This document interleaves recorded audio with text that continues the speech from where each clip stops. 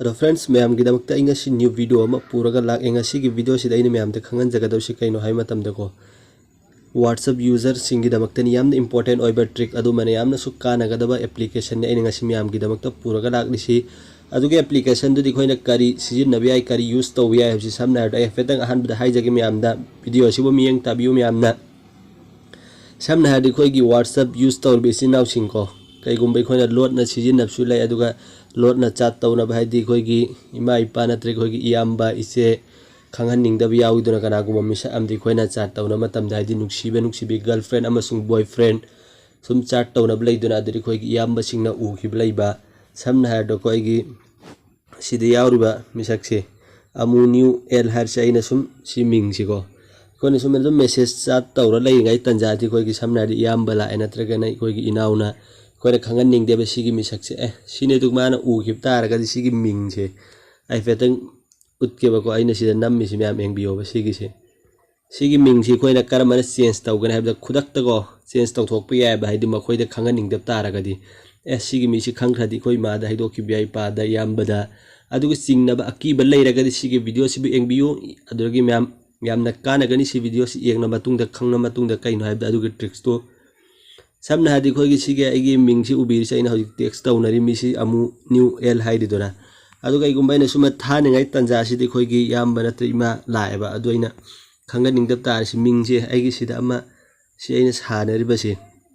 सिगी सिदा अमा खक्तरे switch तौगान मसाना मिंगसि change तौखिनेबा हजि एंगुम याम change तौखरबा Nawaz Khan चोंथोरेबा आइ अमका हल्लगा सिदा नमगेबको अदु मसाना अमका हानि मिंगदो अदुम लाएबा सुमन तौरे खोइ एनी मफम अमदा काइदोना फम्मगा टेक्स्ट अमसुंग चाट तौनङाइ तंजादा कनागुम मिसा अम लाए फ्रेंड लाए नत्र कनागुम्बा एनी मी अम लाएबको अदि खोइना खंगनिंगदब तारगदि खोइगी फ्रेंड दुदोरसु सिदा दुम सिगे आइना सानरिबसे एरोसे सिदा दुम टिक तौबियोबा अमा खक्तंग क्लिक तौबा काद मसाना दुम नेम दु चेंज तौखिनेबा अदुगा सिगी खोइ आइकॉन से दुम मसाना मनुंग सेटिंग दु चेंज तौबे अदो हेफेतंग म्याम द खंगनजरगे सिगे ट्रिक्स अमसुंग एप्लीकेशन जी कमने यूज तौगनि सीजन नगरे हबदु म्याम अदुदि वीडियो से हाउदिंगाइदा हानोमक्ता चैनल से सब्सक्राइब तौबीद्रि इसी लाउसिंग हौजिक सब्सक्राइब तौबियो अदुगा बेल सिगन ऑल द थंबियो मैम अदुदि मैम दai खंगनजरगे कमनि यूज तौगने हाइबदुको फेतंग मैम एंगबियो मैम अदुदि हौरसिको अहानबदि खो एप्लीकेशन दु ओपन तौरसे बदु कमना ओपन तौर मतुंग दे यूज तौगने हाइबदु मैम द खंगनजरगे अदुगी एप्लीकेशन दु आइसिदा उरिबसे आइना सिगी एप्लीकेशन सिनि मैम न मुन्ने एंगबियो सुमा इंटरफेस सि कमना ओइगे हाइबदु अदु सी हजिक मा इंटरफेस सुमना उबि फंगनी अदु सी कंटिन्यू तौबिरो मैमना अदुगा सी कस्टमाइज सी मैमना तो देखो कि इंटर इफेक्ट नेम हासे समना दai कनागुम्बा मा नुपी गिदि इरोइगे समना दुमाइ नवाज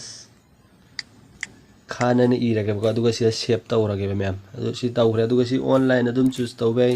इमिति सी तदुम आइकम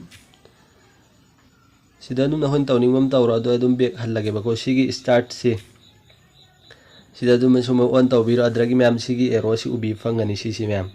याम लाइव एप्लीकेशन याम लूब नते अदु मैम सुमना अदु बेक हनबिरो अदु मा इंटरफेस सी सुमन सी उतकनी अदु सी कंटिन्यू तौबिरो फेतंग तो द सुमन थोक पे अदु थोक पदु गम सिग मरी लेंदे सी हजि सुमन उबि फंगे को मैम ना अदु आई WhatsApp से हल्लगा मु ओपन तौरे एंग हनजगे मैम दे एंगबियो मुन्ना अदु आई अमुक का हल्लगा सिगी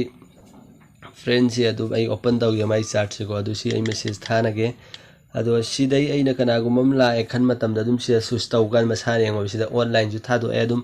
होय थादो निंगे सु यारे थादो अल्लोगे हाइसु यारे खोइगी खुत्ता लैरे सि म्याम सिनिंगा सिगी ट्रिक सि म्याम ने एप्लीकेशन से आई सिगी डाउनलोड लिंक सि म्याम दा